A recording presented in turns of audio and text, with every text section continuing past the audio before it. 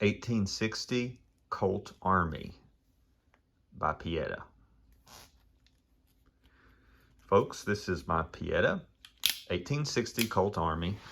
It's a great pistol. Really enjoy shooting this one. It's a lot of fun.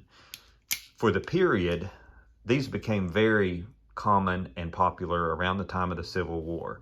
The 1851 Colt Navy had already been around for a while and was very popular and was still in production at this time. But the Army had a need for a more powerful pistol, more powerful than 36 caliber, and lighter and easier to carry as a sidearm than the Colt Dragoon series that preceded this. So Colt tried to merge those two weapons into one to cover the needs of firepower, but also portability into one pistol, and they did a pretty good job with this. The 1860 Army is based on the Navy a lot. They share common parts, common frame. However, the larger projectile required some modifications. You'll see on the 1860 Army that the cylinder still has that roll-stamped fighting ships scene that was on the Navy, which lended the name Navy to that pistol. However, you'll also notice that the cylinder has a band around it or a stair step here in the middle to a larger diameter to accommodate the 44 caliber round. The modification also required a stair step or a cutout in the water table in the pistol frame. But those modifications much improved this design. The 44 caliber does have more power, more effective knockdown energy during that wartime than the 36 caliber had, and this pistol fits nicely in a belt holster. It's not overly heavy. The Dragoons were very heavy, and you've seen my Walker. That was considered a horse pistol for holsters that stayed on the horse, not necessarily for carting around. But the 1860 Army, that could be carried in an officer's holster or a cavalryman's holster very easily. Some other improvements that you'll notice that made their debut on this pistol and also carried over into the 1861 Colt Navy. The barrel is a round design instead of octagonal.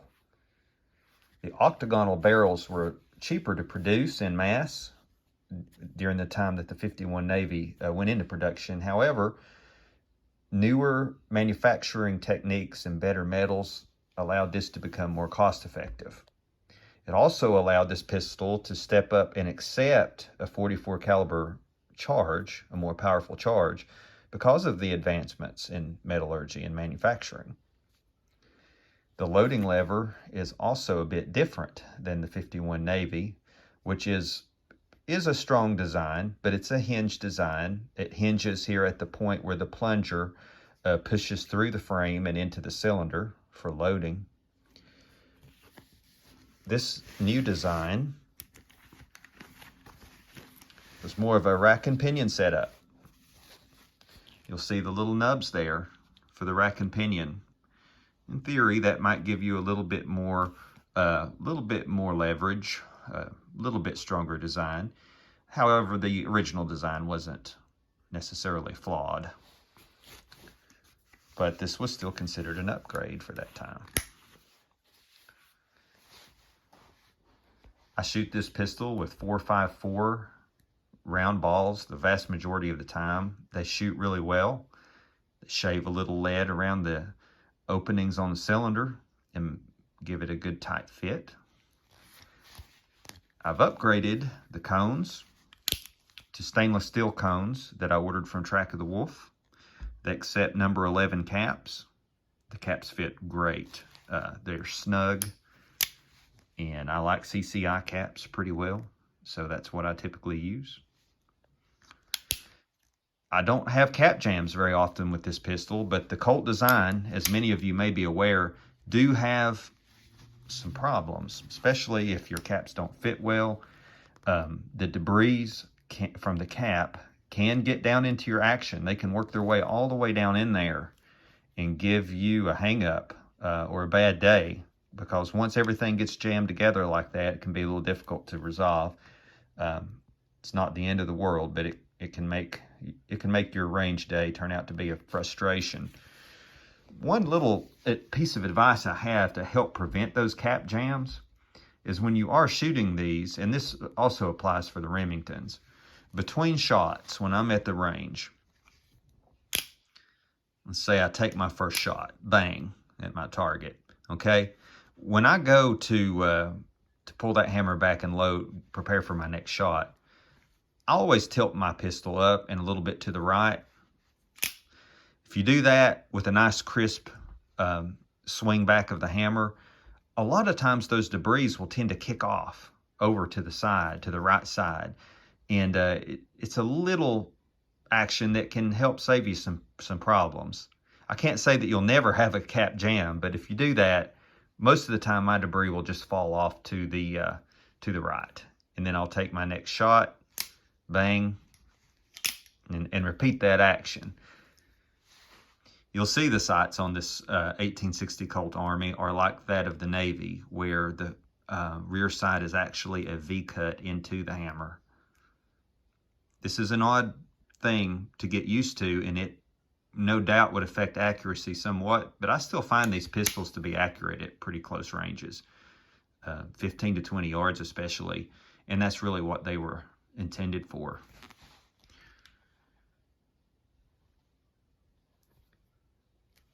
I like the brass trigger guard and the brass around the front of the handle. It's a classic look, you know. I also appreciate that some of the brass frame designs. They're not as strong, but they look nice. The Colt Army has a larger, little bit more elongated handle too. And for us modern folks especially, I appreciate having that extra grip. My hands aren't very large, but some, like the Colt Navy, if you've got large hands, if you're a guy or a gal, you know, and you've got good-sized hands, that grip can be a little uncomfortable. But I find the Army to be more comfortable even for me. My pinky doesn't hang off the end. It would be a preference for me to have this extra grip.